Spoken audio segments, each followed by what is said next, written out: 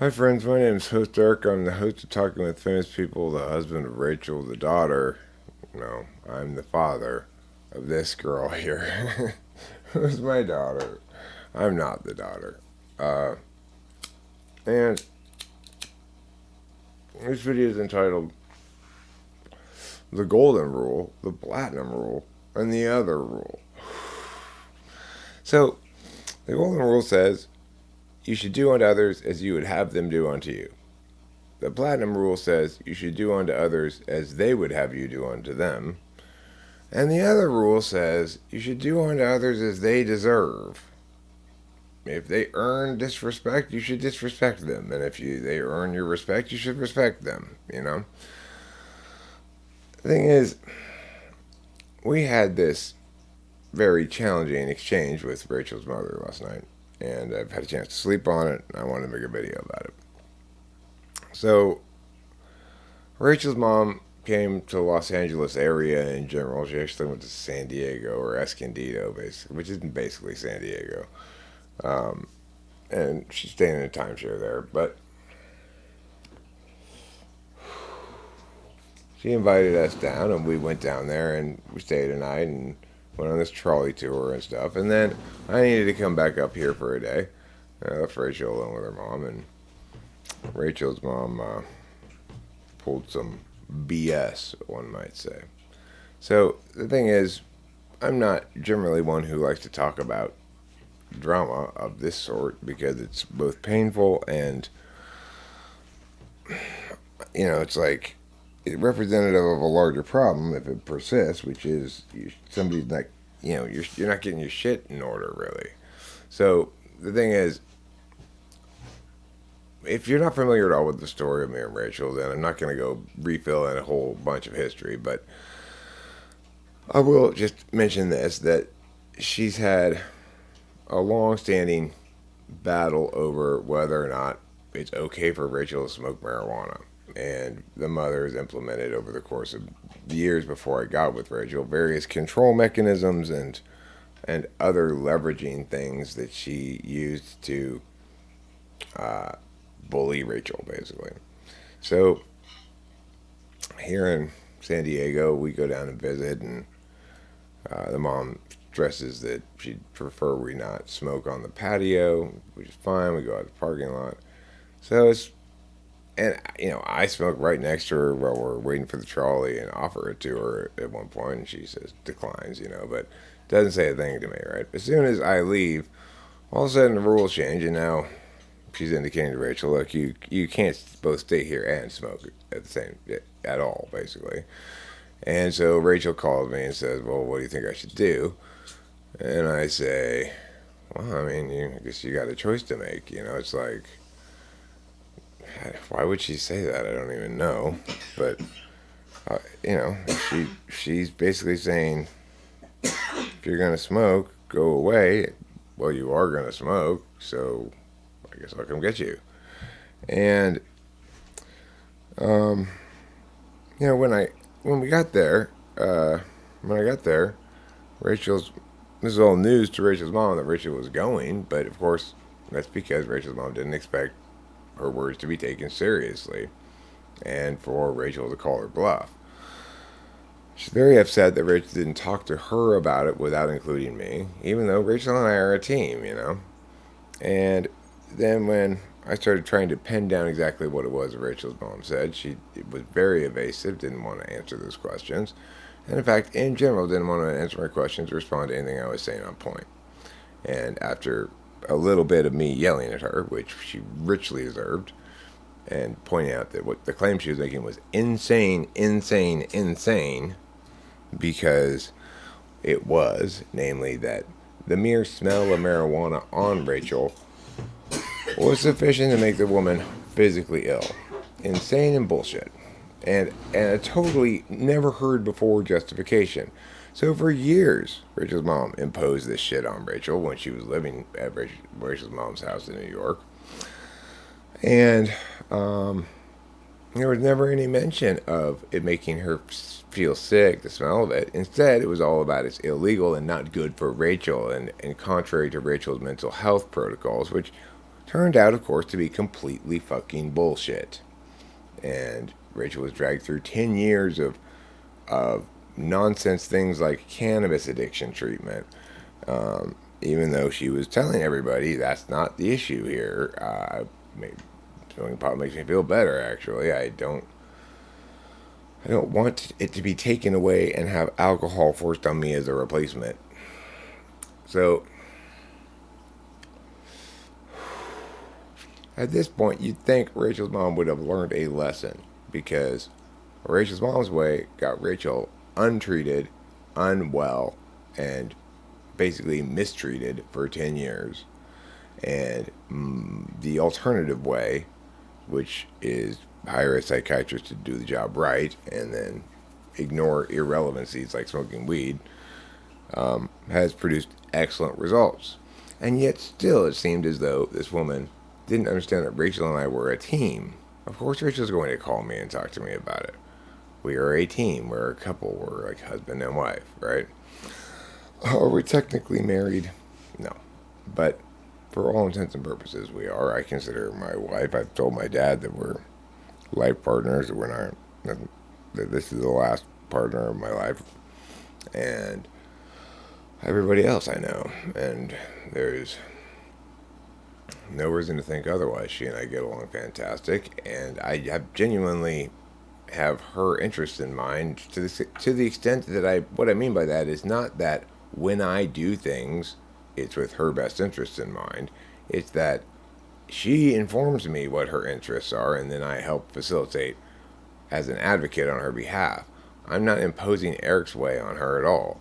She can do what she wants, and it's like that whole thing was being driven by her calling me. I'm sure she didn't want to call me and have me come down to San Diego unexpectedly at the last minute, But I wasn't even mad when I got there. I was just kind of like, okay, I guess. But when I try to have a conversation with a woman, she's evasive, non-responsive, doesn't answer my questions, tries to answer other questions, shit like that. It makes me absolutely furious. So what ends up happening? Do I talk disrespectfully to her? Yeah. Did I take the room key, which is a card, and throw it across the room instead of handing it to her? Yes, I did that. Did I refuse to then go pick it up? Yes. Because, of course, she's not in control of that situation anymore. She doesn't get to boss everybody around and be indignant and stuff like that. She's not positioned to be indignant, right? She's positioned to get my foot up her ass because she's been fucking up for a long time and in a way that comprises abuse. Well, what I determined last night is it definitely did. It's not like she was astray. She has that same thing that every other person that runs afoul of Eric in this way has, which is accountability avoidance syndrome. For people like her who cannot handle being held to account for anything, being told they're wrong and being told no, and no, this is the frame, sorry, who expect to constantly control the frame of reference and constantly control the dialogue on everything and the discourse on everything. And it's after she had disowned her daughter, before we even and got kicked out of the place, she was on the phone talking to various relatives. That's what really mattered to her. The thing is, even after even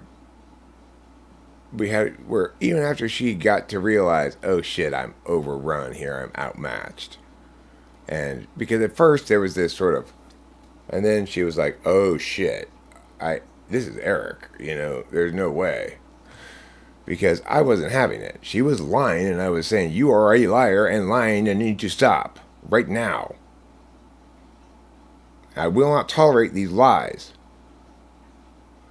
And I don't think she's ever been spoken to like that before. But she desperately needed it. I don't think she's ever encountered anybody directly call her on all her bullshit in full. You are an abuser, ma'am. And you need to take accountability for that. It's like, that's the other rule. It's neither platinum nor golden. But it's still delicious. It's the other rule, where people who fuck up get their just desserts. Namely, Eric's foot up their ass.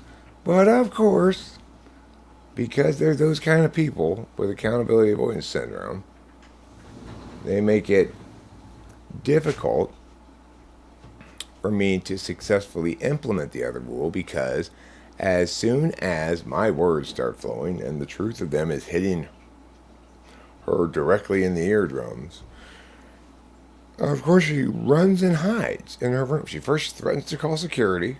For why? Because she's losing the argument? Because her awfulness is being exposed directly by my voice? And then when that bluff doesn't work, she runs and hides in her little room, closes the door, and then, you know, as Rachel and I are leaving, I'm like, hey, I explicitly say this. I don't believe in door slams, so please convey to her that the communication lines are still open, and I'm going to bring it back here if we can sit down and have an adult conversation about this, in which she responds and answers by questions, It's like, when I ask somebody a question, I do so for a reason. And if that person refuses to answer my question, it's the same thing as me throwing that key card across the room. It's a slap in the face to basic protocols of basic human decency. When people don't want to answer my questions, it's because they don't like the answer. And they think that by not saying it out loud that it won't exist. It still exists.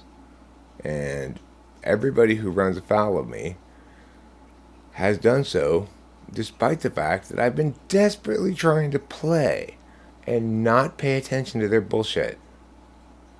But they force it upon me. And at that point, you bring out 8 Eric, It's like 7 Eric is very nice and pleasant and easy to hang out with. Just don't be bad. That's it. Don't be bad. And then Eric never yells at you. I never yell at Rachel. I mean, I can think of a couple of occasions where I have. Like, one time I barked at her when we were making the Gregory in Disguise video. I recall that. I got a little frustrated with her not understanding something that I was explaining quickly enough. But I immediately apologized, I think. It's like I felt bad right away. I got mad at her one time because she got the wrong size sandwich. That was one of the most maddest times I've ever been at her. Because I said very clearly, get a giant sandwich, and she got a regular size sandwich. And it's like, there's no fucking way that sandwich is going to feed the both of us. I went to go get the non-alcoholic beer. You have one job, woman. You get a giant sandwich. Anyway, those are the sort of conflicts that Rachel and I have, right? But of course, I'm seething after the sandwich thing, but I still don't yell at Rachel at all because I know how stupid it is for me to be mad about that, But I really am mad about it because I'm thinking, I'm going to be hungry. I'm starving right now. Why am I mad actually is because I'm hungry. And then the idea of only being able to eat half this little sandwich turns me into not just hungry, but also like martyr guy. Like, no, fine, that's fine. I'll just eat one piece of lettuce and be okay. So, those are the kind of things those are the conflicts that Rachel and I have. We had a couple of tense moments since the serotonin syndrome because of our mutual mapping priority, but different mechanisms towards it. Like, I want an SI kind of constant map update that convinces me that the rule is still true because I'm an SI person. Whereas she doesn't feel that's necessary and doesn't do this kind of body check, self-update things as often as I would ask about it, right? So, and then that caused a little tension between us because one time she said, I'm like, so how are you doing today? Are you moving better? And she's like, yeah, I was able to take this lid off this thing. And I'm like, okay, cool. And when was that? And she's like, a few days ago. That's not up to date information. I took a very TI approach to it without really thinking about the FI equation at all. And I was very like dismissive, like, well, no, that information is not any use to me. That's old information. Just that's I kind of laughed at her too, and then she got her feelings hurt a little bit. And these are the sort of troubles that Rachel and I have. They're big, big problems, you know. And and here's the other thing I want to say about this matter here, because this video is not just for me to vent about this shit, but it's also to articulate the specifics of the situation. If any family member should happen to watch this video, here's exactly what happened. Rachel's mom indicated to Rachel that she couldn't smoke on the balcony. So she said, fine, we'll go smoke. She'll go smoke in the parking lot. And, you know, this proved fine while I was there. As soon as I leave, Rachel's mom tries to change the rules, saying you can't smoke if you're going to stay here at all. And then Rachel called me, and we took her at her word, and I drove down there because Rachel didn't want to stay there without being able to smoke weed. Can you imagine doing that to a cigarette smoker? It's ridiculous. Anyhow, so then when I get there, Rachel's mom is livid that she wasn't able to have a conversation with Rachel about this before she called me. But of course she did have a conversation with Rachel about this when she made her ultimatum. She just didn't expect Rachel to call her bluff. And so when I showed up, I was still perfectly willing to talk to her about it and discuss what ought to be done. But instead of having that sort of discussion, she brazenly lied to me and said that the smell of it on Rachel, not the actual, remember, no secondhand smoke we're talking about. We're talking about just the smell of it after Rachel smoked, was enough to make her physically sick. I correctly called her a liar. Now, this is not a warrant she'd ever used before in the myriad times that she'd tried to control and belittle and diminish Rachel because of her preference for marijuana instead of alcohol. And then she accused me of being disrespectful. But of course, there's nothing more disrespectful than lying to my face and expecting to get away with it. And then as I proceeded to ask her questions and try to pin her down on things, she didn't answer my questions, wouldn't respond to what I said, got very deer in the headlightsy because I was calling her on her bullshit, and then demanded the key back, threatened to call security. I threw the key across the room because why am I going to hand her something since she won't do the equivalent verbally, right? She won't answer my questions. She won't respond to what I'm saying. She keeps ignoring me. She's lying to me to my face. And obviously no. So the thing is, and then she went and hid in her room.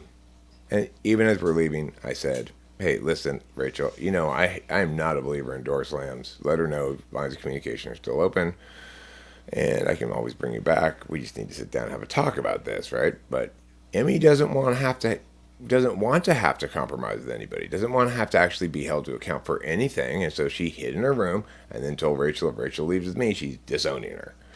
Despite the fact that we were pushing the opposite direction. Hey, let's have a reasonable conversation about this. Just start with that. Don't start with lying. And acknowledge some shit. That you changed the rules. That you had a chance to talk to me about this when I was there, when I smoked weed right next to you at the trolley station and offered you some. And you didn't say a goddamn word. So, no. There's no you controlling this narrative. What you did there, and the fact that you were already calling your relatives to talk shit as you're disowning your daughter for nothing because you can't control me and I expose your bullshit. That's why. Nothing to do with Rachel, right? Everything to do with me. Even though you're not disowning me, remember? You don't get to do that. But Rachel and I are a team, and you can't handle the fact that I'm going to come around and reveal to you that you're controlling bullshit, self-deceptive, and other deceptive ways won't work with me around. Ever in a billion years. And so, of course, you've got to excise me entirely from the family, and the only way to do that is to excise Rachel entirely from the family. The problem is, I've not had any problem with you anytime you're not being bad. But instead of being a grown-up and saying, yeah, I fucked up, my bad, let's start over on this thing, which is totally fine with me, you are guilty of accountability avoidance syndrome. And some people call it narcissism, but I prefer my term for it because it accurately describes what the problem is. She has accountability avoidance syndrome. She refuses to learn anything or be humbled or be, dressed down, as they say, called to the carpet. Everybody has to do that, including me. I get called to the carpet by my dad all the time. The only person who's immune to being called to the carpet, even he's not immune to it. I was gonna say my dad, but that's not true.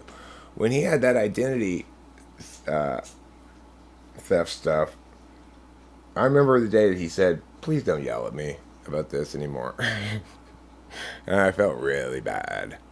But he was ignoring me. That was the problem. When people ignore me, it pisses me the fuck off. He was ignoring me. I said, "Dad, don't touch anything until I get back." Come back and he touches something, and he's touched something. And he doesn't know what he's doing, and I yelled at him, and he knew he was in over his head, but that's the thing. In that moment, he showed vulnerability and being a human being, right? Please don't yell at me. It works really well. You're disrespecting me. It does not work for shit. You can shove that stuff up your ass. So, anyway, this is the video that I need to make to feel better about things, to make sure that the truth is out there for everybody to hear, and that, once again, you people who have accountability avoidance syndrome, you will never ever fool me with your bullshit, okay? And anytime you try to bring it out and try to feed it to me, you will find it shoved forcibly back in your mouth. So don't even try it. Fucking scumbags.